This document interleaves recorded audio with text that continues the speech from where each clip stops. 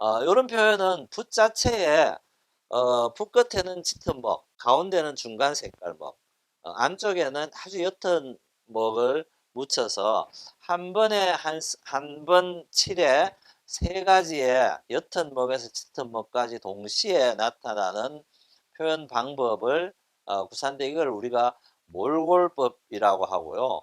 몰골법의 기초는 발묵이다. 먹이 번져서 어우러지는 변화, 이걸 발목이라는데 이 그림을 보면은 선이 없잖아요. 선이 머리, 얼굴 모양, 눈, 코, 입, 가슴 정도에만 간단한 선이 있고 나머지는 먹이 변화하는, 어떻게 보면은 이게 이제 큰 선 하나가 되는 거죠. 커다란 선 하나. 얼굴이나 눈, 코, 입, 가슴 여기는 보통 우리가 이야기하는 그런 선묘가 남아 있고 머리카락이나 어깨, 옷깃, 발, 뭐 치마, 두루마기 치마 뭐 이런 거 되겠죠. 여기에는 보면은 그냥 겸재, 나중에 우리가 다음 시간에 볼 증형산수의 겸재정선의 바위의 색깔처럼 그냥 한 붓에 큰 면으로 칠해놓은 듯한 이런 느낌이 이렇게 나타나 있죠. 이게 크게 한 선으로도 볼 수 있고 발목 위에서 나타나는 한 면 덩어리를 볼 수도 있는데 동양 회화에서는 면이라는 개념이 원래 없었기 때문에 굵은 선으로 보는 게 맞겠죠. 이제 굵은 선으로 양계감 덩어리를 표현해 주는 게 우리가 이제 몰골법이라 하고, 이걸 기본은 발목이다 이렇게 이해하면 되겠습니다. 그래서 이제 발목 선인도니까 당연히 선인이라는 거는 우리가 이야기하는 도사 신선 이렇게 되는 거죠. 발목법에 의한 도사 그림. 요걸 이제 위에 나중에겠죠. 13세기의 그림인데 걸륭제는 청나라 황제니까 이때보다 한 300년, 400년쯤 뒤에 황제를 한 사람인데 3, 400년 뒤에 이 그림을 보고 저렇게 시를 지어서 올려놨습니다. 그래서 대부분의 그림에 시가 쓰여져 있고 도장이 많이 찍혀져 있는 거는 그린 사람이 기록을 남긴 게 아니고 중국이든 조선이든 나중에 본 사람들이 나도 봤네, 나도 봤네, 이 그림을 보고 이런 감정, 느낌이 들었네라고 찬문을 적어 놓은 거죠. 그죠? 우리가 이제 찬문이라고 하는데 이거는 뭐 어디가 좋고 어디가 좋고 내 기분 어땠고 하는 것을 시로서 어, 적어 놓게 되는 거죠. 아마 그림 위에 선 거는 황제여서 아마 아주 그냥 자연스럽게 그림에다가 썼을 테고 나머지는 따로 종이를 마련해서 찬문을 써서 화첩을 붙인 거겠죠. 어, 어떤 그림들은 도장이 수십 개가 찍혀 있는 그림들이 있습니다. 그러니까 이제 그 도장을 확인을 하면은 이 그림의 소장 경로, 이 그림을 감상한 감식가의 평 이런 것들을 다 찾아볼 수가 있죠. 그래서 당시대에 이 그림은 어떤 평가를 받았는지, 어떤 류의 사람들이 좋아했는지 이런 것들을 확인할 수가 있어서 미술사적으로는 저기 찍혀 있는 도장들이 굉장히 중요하게 작용을 하는 거죠. 또 왼쪽 거는 마찬가지 13세기에 그림 그리는 성녀인 묵계라는 성녀의 포대 화상의 그림이죠. 오른쪽은 일본의 선성화가 슈분이라는 사람의 한산 습득도인데요. 요 그림이 그려지는 그 다음 시대에 김명국이가 일본을 갔거든요.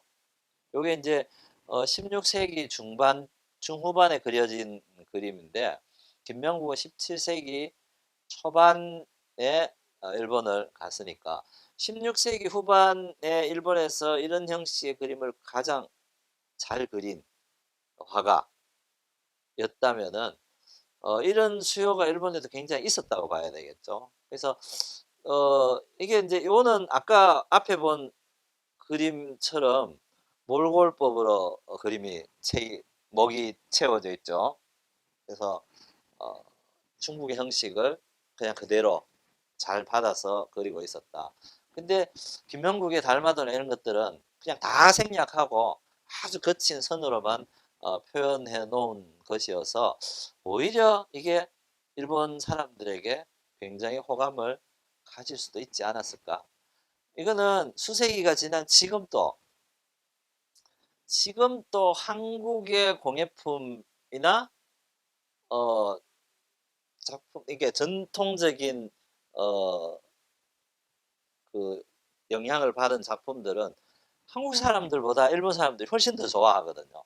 그래서 그런 걸로 보면은 어 굉장히 일본이 선망하는 어떤 것들이 중국보다는 조선에 훨씬 더 많이 있었다라고 보여지는 근거가 아닐까 생각이 됩니다.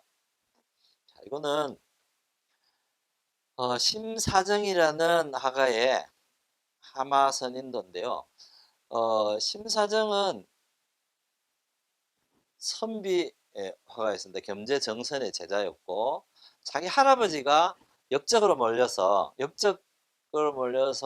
가문이 멸문지화를 당한 상태여서 어, 이제 사대부로 정계에 진출하는 것, 관직에 나가는 것은 불가능한 상태였고 그래서 그림을 그릴 수밖에 없는 그림을 그려서 먹고 살아야 되는 몰락한 양반인 셈이죠.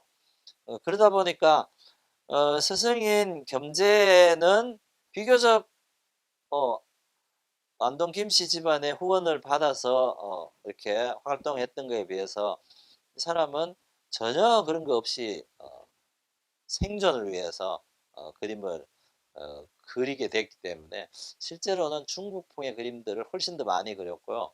당시에는 아마도 중국풍의 그림을 조선의 사대부들이 굉장히 더 선호했었던 것 같아요.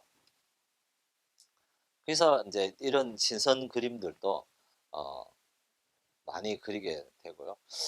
이 두꺼비 신선은 이렇게 다리가 셋밖에 없는 금두꺼비를 가지고 다니는 신선이라고 해서 그림으로 많이 그려지던 소재이기도 했다고 합니다. 자, 이 그림은 앞에는 좀 사람이 나오는 거 있잖아요. 이게 사람이 없는 그림입니다. 근데 왜 이 선일까? 어, 마찬가지죠. 이 그림의 내용은 도가적 육아 사상이 도가적 내용을 받아들여서 어, 그러니까 속세를 떠난 선비의 마지막 삶, 뭐 이런 것들을 좀 추구하는 뭐 그런 내용의 그림입니다. 끝없이 푸른 하늘 구름이 일어나 비가 오네. 텅 빈 산 인적도 없이 물은 흐르고 꽃은 피네. 그래서 이제 텅 빈 산에 사람은 없으나 물은 흐르고 꽃은 핀다는 그래서 이제 이게 이제 이 초가 집에 살고 있는 누구를 찾아가 보니 이 사람은 어디를 이제 떠났고 뭐 그냥 뭐 잠시 산책을 갔든지 산속에 뭐 어디 어 보통 우리 선비들이 보면은 그림들 중에 산속에 폭포에 가서 폭포 구경하는 그림도 많고 물 구경하는 그림 이런 것들이 많이 있거든요. 그래서 그런 것처럼 이렇게 집을 비우고 그 속에 들어가서 잠깐 치유를 비우고 그 사람을 찾아갔는데 이런 상황이다. 이제 공산무인이라는 어, 요 그림은 실제로 선비들이 굉장히 많이 그려왔던 소재 중에 하나고 이 칠채북이라는 사람은 뭐 나중에 또 기회가 있겠습니다만은 이름은 최북이고 호는 77이라는 호를 가졌는데요. 77은 저기 이름의 북자가 보면은 저걸 파자를 하면은 7, 7이 두 개가 되잖아요. 그래서 7, 7 두 개가 돼서 77이라고 이름을 썼어요. 그러니까 호를 77이라 하고 77 채북이라고 했는데 이제 이 사람의 호가 77이라서 한때 미술 사학자들이나 이제 강의를 많이 한 사람들이 채북의 호는 77이어서 굉장히 좀 뭐랄까 좀 스스로 좀 덜 떨어진 조금 모자란 내지는 자격지심이 강한 뭐 이런 사람이라고 표현을 한 경우가 많았었거든요. 그래서 이제 그렇게 하다가 어느 국학자가 77은 그게 아니고 77은 77하다라는 표현은 굉장히 좋은 의미고 77하다는 거는 굉장히 진취적이고 일에 있어서 적극적이고 끝맺음이 아주 단단한 사람을 지칭하는 게 이제 그런 행동 거지를 지칭하는 게 77하다인데 정상적으로 사용하면은 약간 좀 모자라고 좀 흐트러지고 이런 사람들은 777 못한 사람 이렇게 표현되어져야 정상적인 표현인데 그래서 우리가 20세기에 77하다를 777 못한으로 잘못 이해한 경우라서 그래서 한동안 777 못한을 77한 걸로 해서 최북은 777 못한 사람이다라고 이렇게 한 거죠. 근데 실제로는 이 북자를 파자에서 77로 쓴 것은 자존감을 굉장히 높이는 의미에서 그 이름 호를 스스로 지어서 쓴 건데 후대 사람들이 정반대로 해석을 하기도 했었다. 그래서 이제 요즘은 그래도 많이 이제 교정이 돼서 77하다와 777 못하다를 어느 정도 구분하고 있어서 그래도 어, 다행이다 이렇게 보여집니다. 자, 이제 군선도라고 되는데 아마 요거는 이제 김홍도의 군선도를 이야기합니다. 이 군선도 신선을 그리는 그림이죠. 신선을 그림을 그리는데 주로 팔신선을 많이 그렸다고요. 이 팔신선은 지금 적혀진 것처럼 뭐 정리건, 장과로, 여동빈, 이철계, 한상자, 조국구, 남채희, 하선고 이렇게 각각의 주요한 자기의 역할이 있는 신선들이죠. 이 신선들을 신선도에서는 많이 그렸었는데 이 그림에는 굉장히 더 많은 숫자의 신선들이 나옵니다. 이 그림은 내용으로 보면은 자 이제 그림 오른쪽에서 왼쪽으로 약간 바람이 불고 있는 것처럼 보여지죠. 옷자락이 전부 이제 왼쪽으로 휘날리는 것처럼 동작이 잡혀 있고 방향도 대부분 오른쪽에서 왼쪽으로 보고 있죠. 왼쪽에서 오른쪽으로 보고 있는 오른쪽에서 왼쪽으로 보고 있는데 딱 한 사람만 거꾸로 있잖아요.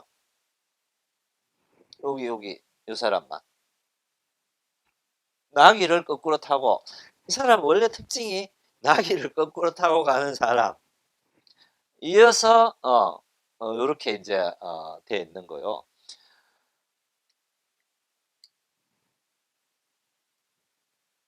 이거를 뒤에 보면 다시 더 자세히 한번 보면은 어, 붉은색으로 있는 적혀 있는 사람 신선들이 그러니까 주로 많이 그려지는 8신선인데요. 이 남채화라는 아이의 모양을 하고 있는 신선이고 꽃을 들고 있는 하성고라는 저는 요 8신선 중에서 유일하게 여성 신선이라고 하고요. 마고는 마고씨는 우리가 많이 이제 알려져 있잖아요. 그러니까 아기를 생명을 점지해주는 신선 뭐 그런 역할이고 장가로라는 사람은 뭐 아주 이제 재밌는 이야기가 있는데 이 사람은 나귀를 타고 다니다가 이 나귀를 그림 속에 넣어서 접어서 주머니에 넣어서 또 가기도 하고 필요하면은 펼쳐서 다시 나귀를 만들어서 타고 다니기도 하고 뭐 그런다는 신선이고요. 자, 이 그림의 내용은 있습니다. 서양에서 신의 우두머리는 제우스잖아요. 그래서 동양 도교에서 신선들의 우두머리는 서왕모. 그러니까 중국의 서왕모가 신선들의 제일 우두머리인 신선처럼 되어 있어서 이 서왕모의 생일날 생일 잔치를 여는데 지금 각자가 가지고 있는 고유한 영역의 재능과 물건들을 가지고 생일 잔치 축하연을 가는 길이라고 합니다, 이게. 그래서 서왕모는 조선에서 보면은 서쪽에 있잖아요. 서쪽 태산에 있는 사람이니까. 그래서 여기서 이제 오른쪽에서 왼쪽으로 가는 게 계속 이제 서쪽을 향해서 가고 있는 길. 그래서 원래는 이렇게 가는 길은 걸어서도 가지만은 장강 배를 타고 올라가는 거여서 원래는 배 타고 있는 신선도가 굉장히 많은데 이제 요거는 배경은 다 빼고 사람들만 그린 것으로 유명합니다. 그래서 여기 보면은 그냥 사람만 가는 게 아니고 집에서 키우던 개도 있고 이렇게 박쥐도 같이 가고 있고 그래서 여러 이 삶 속에 인간사에 필요한 것들이 다 한꺼번에 움직이고 있고 이 종목은 여기 자세히 보면은 이런 김홍도 그림 중에 가장 특징이 선묘가 우리가 이제 이걸 전문적으로 인물화에서는 자 요런 거를 거의 세계 농담의 변화가 없잖아요. 농담의 변화가 없는 선을 굵기가 같고 농담의 변화가 없는 선을 철선이라고 하는데 이제 이 철선이라는 거는 아주 단단하고 어, 고든 의미를 가지는 표현법이겠죠. 근데 이제 철선을 굵은 굵기의 차이만 줘서 굉장히 날렵한 느낌으로 바뀌어진.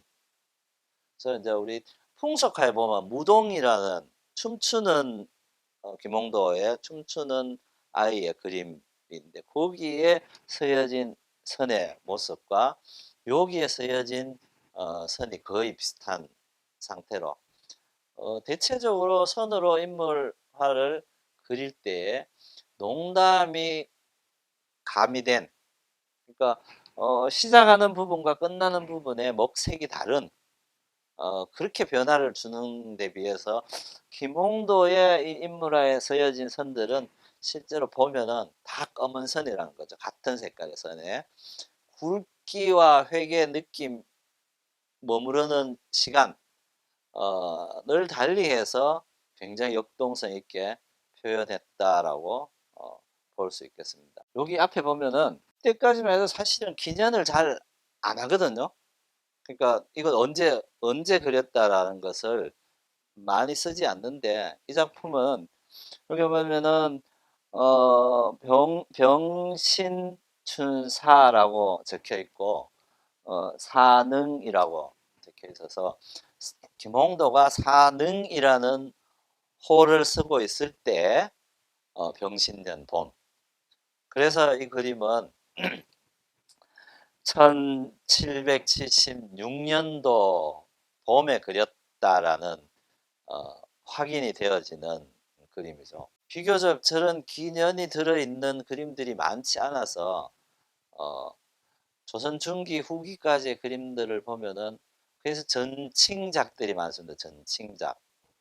전칭이 뭐냐면은 만약에 여기 기년이 없이 확인이 될 수 있는 근거가 없으면은 분명히 필세는 김홍도의 필세인데 이게 확정적으로 김홍도 것이다라고 할 수 없을 때에 이거는 김홍도의 것이다. 그러니까 전 김홍도 이렇게 이제 기록을 하게 되죠. 자, 우리 첫날 봤었던 몽유도 원도를 그렸던 앙견. 몽유도 원도에는 앙견의 호와 도장이 찍혀 있거든. 그래서 당연히 요거는 앙견의 그림이다 라고 확인이 될 수 있는 반면에 나머지 소상팔경도나 이런 것들은 그런 기록이 전혀 없어서 필치는 앙견의 필치가 거의 맞는데 확정적으로 단정할 수 없으니 전앙견이다 이렇게 이제 이야기를 하는 거죠. 김홍도의 연불서성도. 자, 이건 앞에 봤던 김명국의 은사도랑 내용적으로 좀 비슷하죠. 그래서 김명국의 은사도는 어, 선비가 은거하는 선비가 되어서 떠나가는 모습이라면은 김홍도의 연불서성도는 김홍도 스스로가 도를 닦는 스님이 되어서 떠나가는 모습, 마지막 모습을 그리지 않았을까. 그래서 김홍도는 사대부가 되기 위한 굉장한 노력을 많이 한 사람으로 기록되어 있습니다. 그래서 그만큼 본인이 계급 신분의 컴플렉스가 굉장히 컸다라는 의미도 되겠죠. 그래서 공부를 한다고 해서 양반이 가지는 권세와 지위 이런 것들을 누릴 수 있는 세상이 아니었기 때문에 김홍도의 그림에 보면은 그런 이제 육아적인 선비의 상을 그려놓은 자화상처럼 그려놓은 그림들도 꽤 많이 있는데 말년이 되면은 오히려 불교적으로 탐미하는 약간의 변화된 모습이 보여져서 촉주 말기 김홍도가 죽기 전 유가적 선비 사상을 자기의 미래 가치로 여겼던 것에 비해서 말년에는 이제 굉장히 불교적 그림들도 꽤 많이 그려져 있고 그래서 이 그림은 대표적으로 어, 이게 어떤 스님의 연불하는 뒷모습이다라고 어, 그렇게 칭할 수도 있겠지만은 왜 뜬금없이 그렇게 그렸을까? 보통의 인물화 우리가 선화라고 이야기한 오늘 쭉 봐왔던 것들은 김명국의 뒷모습 그림과 이 그림을 제외하고는 나머지는 다 얼굴을 앞으로 보여주고 있는 거잖아요. 근데 이제 남을 그릴 때는 다 얼굴을 앞으로 보여줬는데 이게 유독 이 두 그림은 얼굴을 앞으로 보여주지 않는 걸로 봐서 어 이제 그 당시에 그렸던 도사나 불교적 인물 이런 것들은 어떻게 보면은 이제 관념적인 상이잖아요. 그게 도사는 이렇고 어 석가모니는 이렇고 뭐 보살은 이렇고 이런 이제 상을 관념적인 상을 그렸는 건데 나 스스로를 그릴 때는 관념적 상을 그리기는 어려울 거 아니에요. 그래서 뒷모습을 그리지 않았을까. 그래서 오히려 마음을 그리는 형식으로 뒷모습을 택했다. 두 사람 다 그 시대에 다른 많은 사람들과는 그림 그리는 방식이 조금은 다른 사람들인 거죠. 그래서 아마 예술적인 요즘으로 친다면은 예술적인 특질이 더 많이 나타나 있는 사람들이다.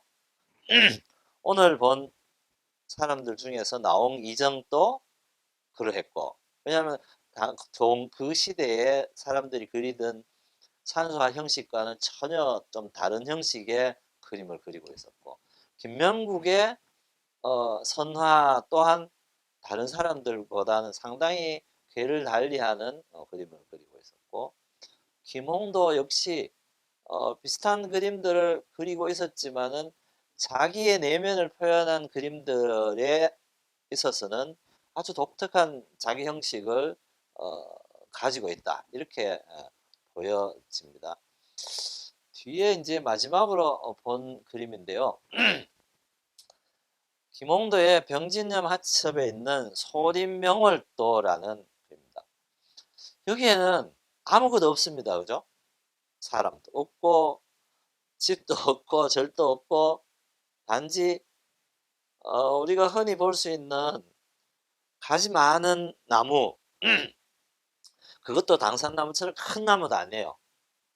아주 작은 왜소한데 가지가 많고 우겨져 있는 쪽에 하나 정도가 도드라져 있는 그 나무 사이로 비치는 보름달을 그린 거거든.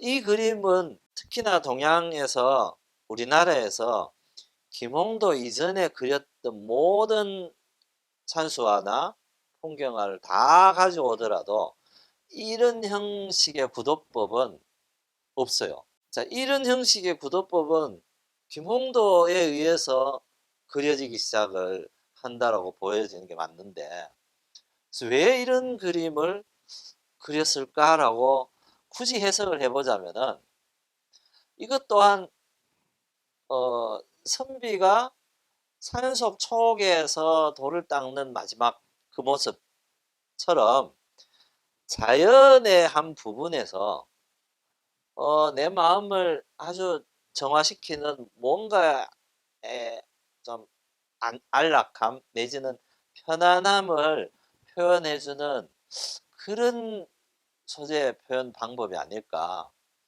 그래서 우리 그림에는 삼원법에서도 이야기를 했지만은 있는 것을 다 그리는 것을 원칙으로 했거든요. 어떤 사물이 있는 것이 중요해서 그 있는 것을 그리는 걸 원칙으로 했는데, 이 그림은 있는 것을 다 생략하고 나무 가지와 달만 표현했다는 게 차이가 있는 거죠. 그래서 김홍도의 요 시기 이후의 그림들에 보면은 아주 큰 종이에도 대부분은 비우고, 그래서 매화나무 한 그루에 배 한 척, 뭐 이렇게 표현되어지는 그림들 굉장히 이제 많이 시도되어져 있고요. 육아적인 삶을 살고자 했던 김홍도의 어, 중년 이후에 완숙된 자기 형식, 일종의 그림을 통해서 돌을 닦는다, 이렇게 봐도 저는 무방하지 않나. 그래서 이게 산수화임에도 불구하고 굉장히 선적인 요소를 크게 가지고 있다. 그래서 이제 마지막 그림을 소림명월도라는 걸로 이야기를 해봤습니다. 참고로 오늘 제가 처음 봤었던 나홍 이정의 낚시하는 선비의 그림, 아주 조만한 그림인데요. 그 그림이랑 이 김홍도의 이 소림명월도를 제가 제일 좋아하는 그림들 중에 하나입니다. 그래서 한 5점을 꼽아라고 이야기하면은 이 두 그림을 반드시 넣어서 제가 이야기를 하는데요. 그림을 그리는 사람이든 보는 사람이든 내 마음으로부터 우러나서 뭔가를 발견하고 표현되어지는 게 예나 지금이나 굉장히 중요하고, 그게 누구를 위해서 그리는 것일 수도 있지만은, 누구를 위해서 보는 것일 수도 있지만은, 결국은 자기 자신을 채워서 가득하게 하는 것이 제일 중요한 것이 아닌가라는 생각을 이런 그림들을 통해서 해보게 됩니다. 오늘 여기까지 하겠습니다.